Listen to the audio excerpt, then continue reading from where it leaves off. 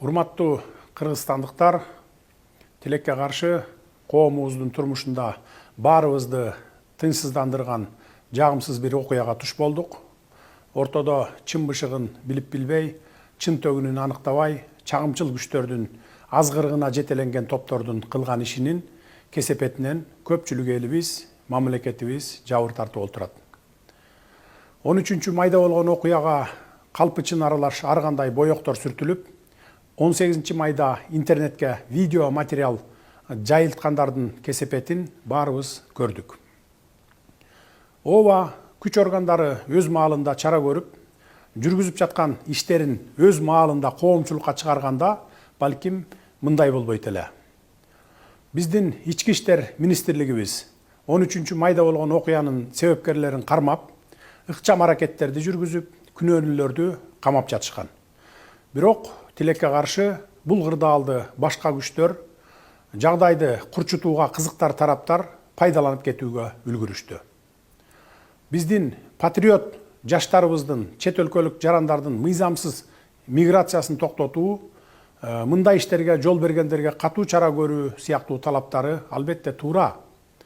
Ал талаптарды бул окуяда эле эмес, буга чейин да коюп келе жаткансыздар. Тиешелүү мамлекеттик мекемелер бул маселелерге анализ жүргүзүп, тиешелүү иш жүргүзө баштагандыгын дагы билесиздер. Өзүңөр күбө болгондой, буга чейин эле улуттук коопсуздук мамлекеттик кызматы ички иштер министрлиги тарабынан мыйзамсыз жүргөн чет өлкөлүк жарандарды аныктоо иштери жүрүп жаткан. Бирок жогоруда белгилегенимдей, интернет желесине эмне чыкса ошого ишенип, тең салмактап талдоо жүргүзө албай, ортодо чагымчылдардын намысты козгогон азгырыктарына жетеленип, куттуу өлкөбүздүн өнүгүү жолуна багыт алган мамлекетибиздин эзелтен келаткан меймандос элибиздин кадыр баркына шек келтирдиңер. Бул өтө өкүнүчтүү. Биз бир карын майды бир кумалак чиритет болуп, оңой олжого туйтунуп, карактоо аракетин кылган бирин экин ээн баштардын, алардын мындай аракетин көбүртүп жабыртып, чоң чууга айлантууну көксөгөн чагымчылдардын арам ойлорун ишке ашырууга жол бербейбиз. 13 майдагы окуя иликтенип, күнөөлүүлөр кармалып, териштирүү иштери жүрүп жатканда, ал окуя тууралуу видео 18 майда интернетке жүктөлүп, биздин кызуу кандуу жаштарыбыздын канын кызытууга кошумча от жаккан, ортого чагым салган, куру намысты козгогон интернет посттор менен коштолду. Буга бийликке жетпей калгандар, коррупцияга каршы күрөштү жактырбагандар, түрмөдө жаткан саясатчылар атайын WhatsApp группаларды, фейк аккаунттарды түзүп алышып, чагым салган маалыматтарды таратышканын ачык айтып коеюн. Ошентсе да 18 май түнү чыккан жаштарды токтотууга аракеттер көрүлүп, ар кандай агрессия калтырып, мындан да жаман окуялардын чыгып кетишине жол берилген жок. Ошондой эле биздин кызуу кандуу жаштарыбызга күч колдонуп таратуу да болгон жок. Аны да жакшы билесиздер. Анткени алардын арасында курал алып, окуяны күтүүсүз башаламандыктарга айлантууну эңсеген арам ойлуулар жүргөнү тууралуу бизде ыкчам маалыматтар бар эле. Милиция кызматкерлери элди күч менен тарата баштаганда, мына биздин бийлик кыргыз балдарды коргогондун ордуна тескерисинче тигилерге болушуп, өз элин кордой баштады деп, адаттагыдай эле ошол жерден видео кайрылууларды таратып, масштабтуу көтөрүлүшкө чакырабыз деген блогер сымал жана ниети бузуктар элдин арасында даяр турушкан. Андай өтө кооптуу жагдайларды биздин патриотпуз деген кызуу кандуу жаштарыбыз билген жок. Жаштар эле эмес, жалпы эл деле чын эле деп ишенип алышмак. Ошондуктан күч органдарына окуяны толук көзөмөлдөп, жаштарга түшүндүрүү иштерин байма-бай жүргүзүп, кырдаалды кагылышуусуз турукташтырууга аракет кылгыла деген буйрук берип турдум. Эгер мародерчулукка барса, милиция тарапка чабуул жасаса, же жатаканалардагы студенттерге кол сала баштаса, анда аеосуз чараларды көрөт элек. Бактыбызга жараша андай болгон жок. Албетте, башталышында студенттер жашаган жерлерге барып, кол салып жиберген тентектер болду. Аларды өз убагында токтотуп калганга жетиштик. эми алардын баары өз жазасын сөзсүз алышат. Биз укуктук мамлекетти кура алдык. Эми тартипти орнотобуз. Тартип болбосо кандай гана мамлекет болбосун өнүгүү болбойт. Кылмышкерлерди өзүн билемдик менен жазалоолорго жол берилбейт. Жазалоо үчүн сот бар, бийлик бар. Биз бул жолу ушул окуядан чоң сабак алдык.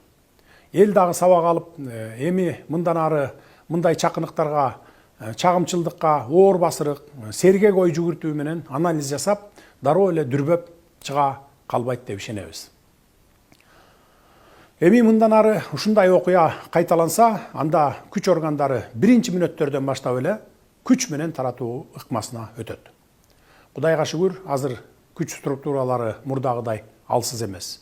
Мейли ким болбосун, ал биздин жаранбы, же чет өлкөлүк жаранбы, мамлекетибиздин бүтүндүгүнө шек келтирсе, башаламандык уюштурса, аяосуз жазасын алышат.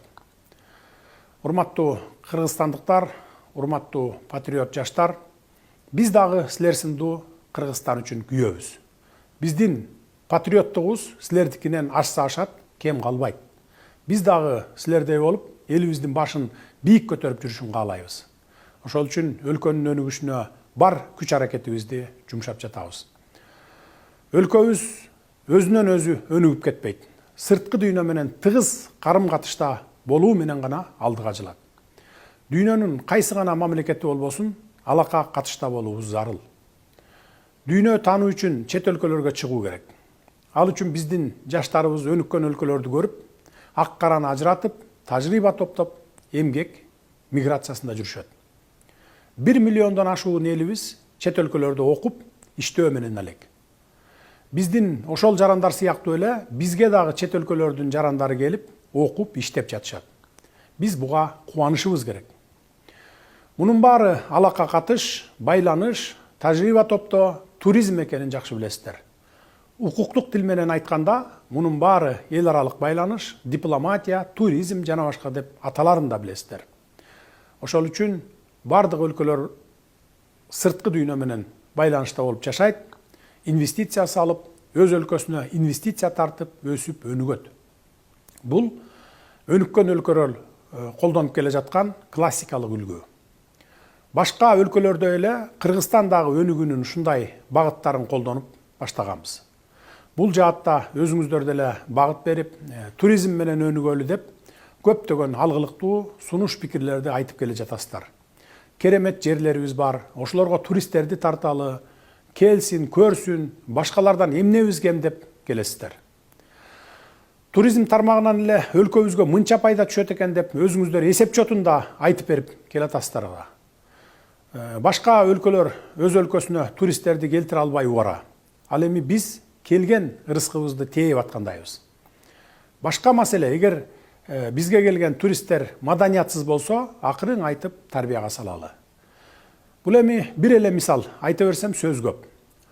Биздин балдарыбыз да чет жерде жүрүшөт. Адам үйүнөн 40 кадам узагандан кийин мусапыр деп коет.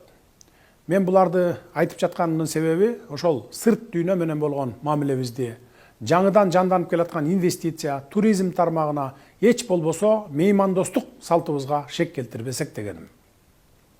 Эң жок дегенде сыртта жүргөн уул кыздарыбыз дагы ушундай мамилеге учурап калуу мүмкүн экенин эсибизден чыгарбашыбыз керек. Муну жети өлчөп, бир кесип, туура ой жүгүртө алган жарандарыбыздын баары айтып жатышат. Урматтуу мекендештер, өлкөгө келген чет элдиктердин дагы ата мекени бар экенин, билимин алып, иштеген ишинен пайда тапкандан кийин акыры алар өз мекенине кетерин унутпагыла.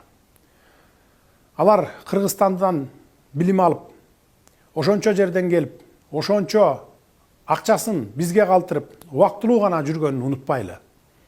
Чет өлкөлүктөр Кыргызстандан билим берүүсүн барктап, кызыгып келип, акысын төлөп окуп жатканын, бизде иштеген чет элдиктердин кызмат көрсөтүүсүнөн ушул эле биздин кыргызстандыктар пайда көрүп жатканын баарыбыз туура түшүнүшүбүз керек.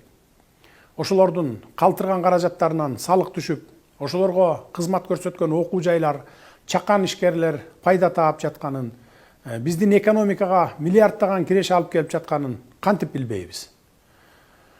Өлкөдөгү жумуш ордуларына жалаң чет элдиктер толуп калып, биздин жарандар бош калган болсо, мындай жагдайды жөнгө салып, ордуна коюуга күчүбүз жетет. Бирок мындай арзан иштерге биздин жарандар барбай жатканы жашыруун эмес. Учурда жүргүзүлгөн статистикага ылайык бүгүнкү күндө 6300дөн ашуун жумуш орду бош турат. Алдыдагы жылдарда дагы 10 000 деген жумуш орундары түзүлөт. Анткени ири-ири долбоорлорду ишке киргизебиз. Бул асмандан алынган сан эмес, ишкерлер менен министрликтер берип жаткан маалыматтар. Келгиле, силер дагы иштегиле. Бул иштерге биздин мекендештерибиз барып иштебегендиктен, биздин ишкерлер чет элдик эмгек мигранттарын чакырып, контрагын түзүп, иштетүүгө мажбур болуп жатышат. Чынын айтышыбыз керек, бул эми азыркы таптагы реалдуу көрүнүш. 2020 жылга чейин кандай элек, азыр кандай болуп келе жатабыз, айырма асман менен жердей. Биздин өлкөбүзгө эмгек мигранттары агылып келет деген түшүбүзгө дагы кирген эмес. Эгер азыр аларды ишке албай коюп, жумушчулар жетишпей калса, эми жанданып келе жаткан ишканалар токтоп калат. Ишкерлер банкрот болушат. Экономикабыз өйдөлөбөй эле ылдыйлап кетет. Муну да унутпашыбыз керек. Мен ушул жерден бир мисал келтире кетейин.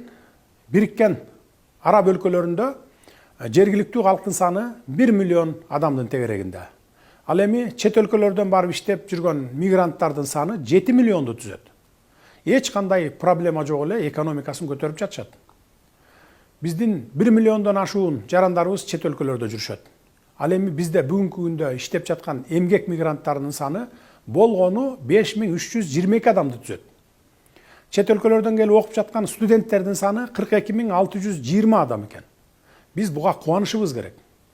Бирок кечээ болуп өткөн жагымсыз окуялар, мен жогоруда айтып өткөн биздин алга умтулууларыбыздын, баалуулуктарыбыздын эч бирине туура келбей калды. Урматтуу агайын туугандар, биз тарыхтан сабак алалы, болуп өткөн кайгылуу окуялардан туура бүтүм чыгаралы деп какшап келебиз. Эсиңиздерде болсо, 90-жылдардагы, кийинки 2010 жылдагы коогалаңдуу Ош окуясы деле учкундан жалын тутанат болуп, кенедей себептерден чыгып, натыйжасы кандай кайгылуу окуялар менен коштолгонун жакшы билесиздер. Бул өтө аялуу, өтө назик маселе экенин унутпаңыздар. Тарбиянын башаты үй бүлөдөн башталат дейт. Ар кимибиз уул кыздарыбызга ээлик кылалы, акыл айтып туралы. Бирөөнүн жасаган жаман жорук үчүн башкаларга акарат келтирүү, уруп согуу адамдык касиетке туура келбестигин, мусулман баласынын жасай турган жоругу эместигин таптакыр эле болбой баратса, бул маселени укук коргоо органдары мыйзам чегинде иликтеп, жазасын берерин балдарыбыздын кулагына куялы.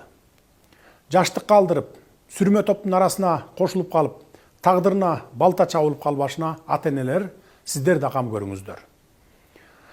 Урматтуу кыргызстандыктар, биз мамлекетибиздин бүтүндүгүнө, элибиздин ынтымагына шек келтирген, өнүгүүгө болгон умтулууларыбызга бут тоскон, өлкөбүздүн эл аралык аброюна, журтубуздун ар намысына сөз тийгизген жагымсыз иштерге жол бербейбиз. Биздин алдыбызга мындай милдеттерди Кыргызстандын жалпы эли коюп, бизди шайлаган. Албетте, биз жамы журтубуздун ишенимин актоого тийишпиз жана актайбыз. Эң алды жаштарыбызды сабырдуулукка, ар кандай азгырыктарга алдырбоого чакырар элем. Ал эми кызуу кандуу жаштарыбызды колдонуп, алардын ар намысын козгоо менен көпчүлүк массаны көчөгө алып чыгып, кечегидей окуяларды чыгарып, арам ойлорун ишке ашырам дегендерге катуу чаралар көрүнөт. Мен мындай бузукулардын жакындары эртең чыгып, мына бийлик өз элине каршы күч колдонуп, балдарыбызды камай баштады деп, бет тырмарлык кылып, ач айкырык салып чыгышарын да билем.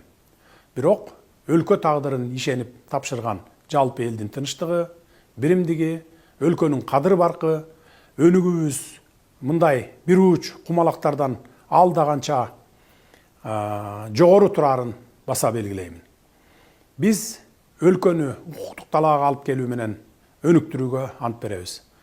Акыйкаттыктын алдында, адилеттүүлүктүн алдында, улуттук мыйзамдардын алдында баарыбыз бирдейбиз.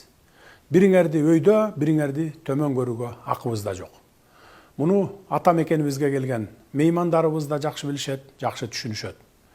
бийлик эмне үчүн көчөгө чыккан элди биринчи мүнөттөрдө эле күч менен таркатпады, жаңжалды биринчи баштап күнөөлүү болсо да өз жарандарын колдоду деген күмөн санооңор бар экенин да билебиз. Эмне себептен күч колдонулбагандыгын мен жогоруда айтып өттүм. Мындан ары тартип катуу болот. Кам санабаңыздар. Урматтуу кыргызстандыктар, ылайым мамлекетибизде тынччылык, ынтымак өнүгүү болсун.